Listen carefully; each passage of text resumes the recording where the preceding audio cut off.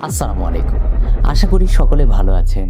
একটা মজার বিষয় হচ্ছে কি জানেন? রাশিয়ার যিনি প্রেসিডেন্ট এখনো আপনার রানিং অবস্থায় আছে।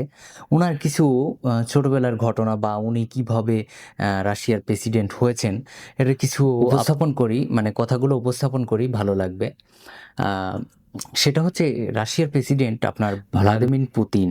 উনি হচ্ছে যে একসময় মানে ছোটবেলায় বাবা-মা, বাবাই বিশেষ করে আ উনারে অনেক সময় নির্যাতন করত। নির্যাতন বলতে অনেক সময় আপনার হচ্ছে কথা না শুনলে যেমন আমরা বাচ্চাদের পিটাই, এরকম একটা অবস্থা। উনার বাবা মাঝে মধ্যেই উনারে পিটাইতো। তো উনারা ৩-৪ বন্ধু মিলে ক্লাস 6 এ যখন পড়ে বা 7 এ, তখন উনারা চিন্তা করল যে, আমরা আর আমাদের গ্রামে থাকবো না বা শহরে থাকবো না। কি করব? নাতে আমরা ট্রেনে উঠে আ ৪-৫ শহর পেরিয়ে লাস্টে যেটা পড়বে ওইখানে আমরা আ থাকার চিন্তা ভাবনা করব। বুঝেন? একটা জিনিস আপনার আমাদের সাধারণ আ গ্রাম অঞ্চলের ছেলেপেলে বাসা থেকেই আপনার হচ্ছে যে ২-৪ গ্রাম পরে যদি যায়, তখন দেখবেন যে ভয় কাজ করে। আর উনারা ট্রেনে করে আপনার হচ্ছে ৪-৫ জেলা বা বিভাগ পেরিয়ে যাচ্ছে। উনাদের আ রাশিয়াতে। তো বিভাগ পেরিয়ে যাওয়ার পরেও উনারা কিছু মনে করতেছে না। তো পরবর্তীতে যখন দেখছে যে আমাদের কাছে তো টাকা নাই, আমরা খাবো কি? বা আমরা ঘুমাবো কোথায়? ওই যেখানে নামছে ওইখানেরও পরিবেশ প্রচন্ড খারাপ। আর ওই সময়টাতে আপনার আ বিশ্বযুদ্ধের একটা সময় ছিল। ১ম বিশ্বযুদ্ধ মনে হয়। ওই সময়ে আপনার হচ্ছে যে এই কাহিনীটা ঘটে। তো আস্তে উনারা চিন্তা করল যে আমরা তো ব্যাক হয়ে যেতে হবে। বাসাতে যাওয়ার পরে পুতিনের বাবা বেধম প্রচন্ড পরিমাণে তারে পিটাইছে।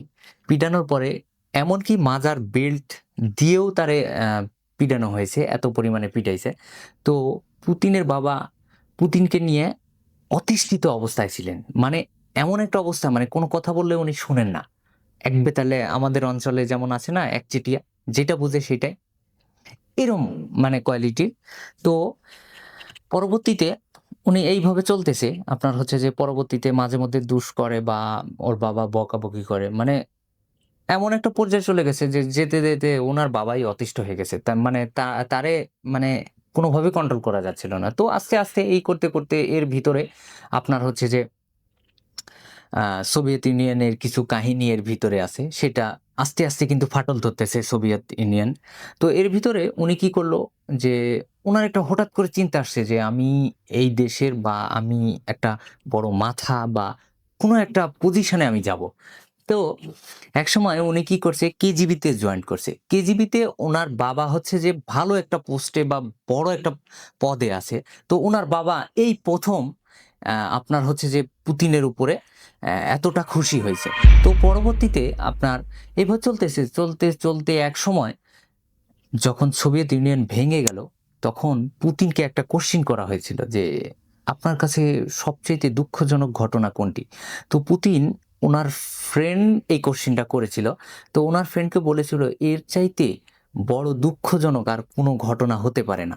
তার মানে উনার টার্গেট ছিল যে সোভিয়েত ইউনিয়ন যেন রাশিয়া বা সবকিছু মানে মানে এক জায়গায় থাকে। ১৭ টা থেকে ১৮ টা দেশ ভেঙে আলাদা হয়ে গেছে রাশিয়া থেকে। উনার টার্গেট ছিল যে এই সোভিয়েত ইউনিয়নের ভিতরে যে ১৮ টা দেশ ছিল, এগুলা সব আবার একত্রে মানে থাকার একটা প্ল্যান ছিল। মানে উনি চাচ্ছিল এটা। তো পরবর্তীতে একসময় অ্যা কে আপনার হচ্ছে যে উনার বাবার একটা ফেভারাইট দল ছিল। তো ওই দলটা আস্তে এই করতে আপনার হচ্ছে নষ্ট হয়ে যায়। মানে যেমন আমাদের বাংলাদেশেও এই সমস্যা হয় যে ১০ বছর, ২০ বছর, ৫ বছর ক্ষমতায় থাকার পরে দেখবেন যে জনগণ আর মানতেছে না। তো ওনাদের দেশেও এই একটা অবস্থা। তো রাশিয়ার প্রেসিডেন্ট ওই সময় আবার রাশিয়ার প্রেসিডেন্ট ছিলেন উনার নামটা আমার মেবি মনে নাই। তবে আমি ভিডিওতে অবশ্যই উনার নামটা বলে দিব যে আপনার রাইটিং আকারে। তো পরবর্তীতে রাশিয়ার প্রেসিডেন্ট থাকা অবস্থায় আপনার হচ্ছে যে এই পুতিন ওই প্রেসিডেন্টের সাথে সেইভাবে লিঙ্ক করে। আর কেজিডির আপনার হচ্ছে যে যখন ছিল আ ওই সময়টাতে মানে ফাটল ধরে সোভিয়েত ইউনিয়ন ফাটল ধরার কারণে আপনার হচ্ছে যে কেজিডিরও একটা ফাটল ধরে। তো ওই সময়ে উনাদের দলটা নষ্ট হয়ে যায়। উনার বাবার দল বা উনি যে দলে জয়েন করছেন ওই দলটা নষ্ট হয়ে যায়। তো একসময় পুতিন চিন্তা করলো যে আমার তো সব শেষ। মানে উনার টার্গেট ছিল যে কেজিডিতে উনি একটা টার্গেট নিয়েছিল যে উনি প্রধান হবে বা এই সেই। উনি চিন্তা করলো যে কেজিডি থেকে তো আমি গভর্নমেন্টের কোনো একটা পর্যায়ে বা কোনো একটা এমপি মন্ত্রী পদে আমি তো দাঁড়াতে পারবো না। সেক্ষেত্রে উনি কি করছে দেখেন, উনি কেজিডি ছেড়ে দিছে যখন ফাটল ধরা অবস্থায়। তো পরবর্তীতে আপনার হচ্ছে যে ৪ থেকে ৫ বছর পুতিন ব্যাপক পরিমাণে রাজনীতি করছে। মানে হয় না? আমাদের গ্রাম অঞ্চল বা আমাদের শহরে অনেকে আছে যে শহর অঞ্চলে আসার পরে মনে করেন ধাপ করে ২-৩ বছর রাজনীতি করার পরে একটা পদ পেয়ে যায়। তো পুতিনেরও ঘটনাটা ঘটছে এরম যে উনিও আপনার হচ্ছে যে ৩-৪ বছরের মতো ব্যাপক পরিমাণে রাজনীতিতে প্রভাব ঘটায়। এরপরে যখন রাশিয়ার একটা প্রেসিডেন্ট ছিল, উনি ব্যাপক পরিমাণে মদ খাইতো, মানে নেশা করত। এমনকি আপনার হচ্ছে যে কোনো জায়গায় যখন প্রোগ্রাম হতো বা আ আ আনন্দ উল্লাস আড্ডা হইতো, তখন ওইখানে গিয়েও মদ খেয়ে ড্যান্স বা আপনার হচ্ছে যে অন্যরকম একটা অবস্থা তৈরি করত। তো যখন পুতিন খুব একটা ভালো ফেভারে চলে গেল, তখন রাশিয়ার প্রেসিডেন্ট আপনার এমন একটা পর্যায়ে চলে গেল মানে রাশিয়ার জনগণ প্রেসিডেন্টকে আর মানতেছিল না। তখন রাশিয়ার প্রেসিডেন্টের সাথে আবার পুতিনের খুব একটা ঘনিষ্ঠ সম্পর্ক ছিল। হঠাৎ করে কাকে দিবে ক্ষমতা। একসময় উনি রিজাইন দিতে বাধ্য হয় রাশিয়ার প্রেসিডেন্ট। তো তারপরে আপনার হচ্ছে যে একসময় কেজিডির যে ওনার বাবা ছিল, ওনার বাবাও মাঝে মধ্যে ফলো করতো ওনারে যে কি করতেছে বা এই সেই। কিছু বলতো না। তো পুতিন একসময় আ লাস্ট পর্যায়ে আপনার হচ্ছে যে উনি প্রধানমন্ত্রীত্ব গ্রহণ করেন এবং উনাদের ধারায় কিন্তু একটা জিনিস লেখা আছে যে, "আমি যদি প্রধানমন্ত্রী হই বাংলাদেশের, তো আমি কিন্তু আমার ধরেন বাবা বা আমার পাড়াপড়শি যাকে ইচ্ছা আমি হচ্ছে প্রধানমন্ত্রীর দায়িত্ব দিতে পারি এবং উনার নামে স্বাক্ষর করলে উনি হচ্ছে যে প্রধানমন্ত্রীর দায়িত্ব গ্রহণ করবে যতদিন মেয়াদ আছে।" তো এই ক্ষেত্রে পুতিনেরও এরকম একটা ঘটনা ঘটে গেছে। তো পুতিন ওই সময়টাতে আপনার হচ্ছে যে সোভিয়েত ইউনিয়ন ভাঙ্গার পরে আপনার হচ্ছে যে কিছু কম বেশ ৮ থেকে ১০ বছর পরে উনি হচ্ছে যে ওই রাশিয়ার প্রেসিডেন্ট হন। এরপরে প্রেসিডেন্ট হওয়ার পরে আপনার হচ্ছে যে আকপিস কিছু বড় যেগুলা লিডার ছিল উম মানে বিজনেসম্যান উনাদের থেকে উনি ভ্যাট ট্যাক্স উঠাইতেন। কিভাবে? মানে